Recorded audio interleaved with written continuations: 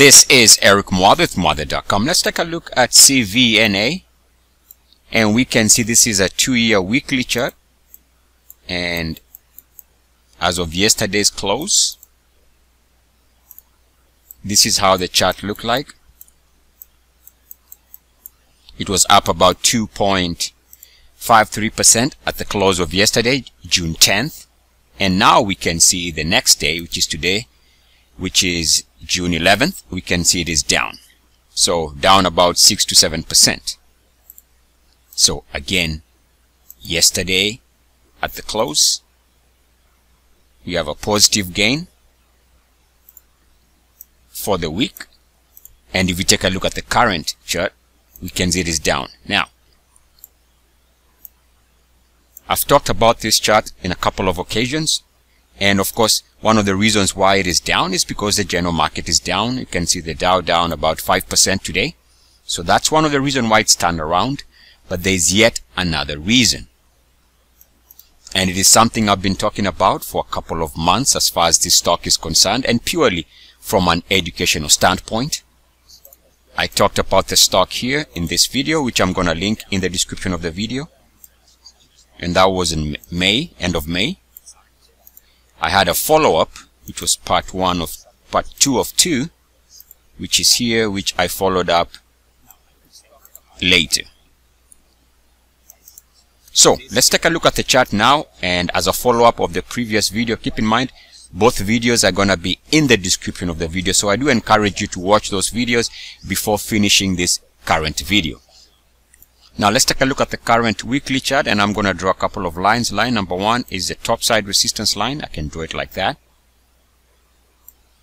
And we can see what could be happening here is this could be turning into resistance. Now I can also draw this line touching the actual highs. In other words, a variation of this same line can be drawn as such, connecting the highs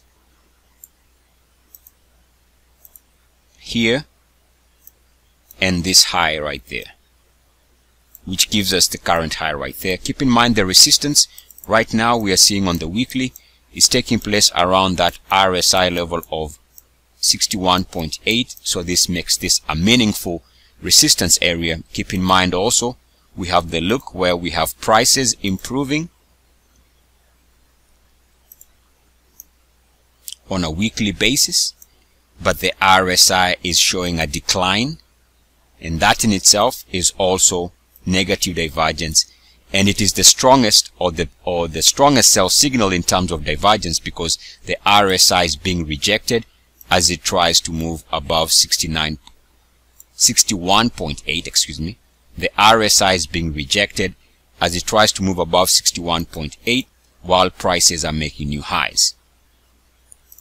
Now you'll find all this in my channel. And now we have another line, which was the line from the previous 2 videos, which is this line here. So if this stock is going to see a bigger drop, the RSI must break the current line, which is this line. This line has to break before we can see a massive plunge. Keep in mind the last time we broke below the line was here, and we did see a massive plunge right there. So a break below this line, if it goes on to break the line, would be in itself a reason to suspect lower prices. So really, in a sense, what I'm saying is, even though prices have moved higher during this phase, the RSI really has not changed much. And that's consumed about, let's call it 2 months. Prices have moved sideways to up, but yet the RSI really has not budged by much. So the RSI, in my opinion, tends to give you a true reflection of the sentiment of an instrument. And here we can see that even with the price being sideways here and this jump over the last 2 weeks, the RSI has remained pretty much within resistance, has been the description and the analysis from part 1 and part 2, which was recorded earlier. And again, those links are going to be in the description of the video. Let me conclude here with one other observation, which actually ties into exactly what is going on. There is this breakpoint here, and now we're going to be using the uniformity concept, my own researched method. This break led to this warning high And I call this a warning high because the next high tends to be fake. And you can see how this was rejected. This definitely was a trap zone. It was well calculated, intended to trap both bears and bulls into making the wrong decisions.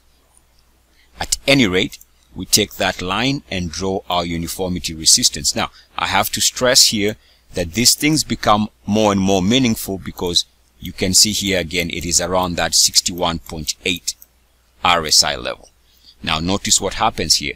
We go above the line and back below it with uniform action. Remember, the uniform action is the key. And that is why I call the method uniformity method. It's the uniformity that is key. And again, we are seeing the same thing. We've come to the line and we've been rejected with the uniform action. Again, it's the uniform action that is the key. So, if you take all this information, take part 1, previously recorded, part 2, previously recorded, links are in the description, we can see that this is still giving us the indication that the next meaningful direction for this instrument continues to be favoring the downside. And the only way to cure this is markets would have to move the RSI above the prior 3 lines. The blue line, the uniformity line, you would have to clear that line. You would have to clear the previous topside resistance line. And you would have to stay above this line here. That's the only way this instrument can see higher prices. At this rate, given all the lines we've drawn here, they are all hinting at major resistance, which means the next meaningful direction continues to be to the downside. This is Eric Muathe, Muathe.com. As always, good luck, peace, and blessings. EACS. Namaste.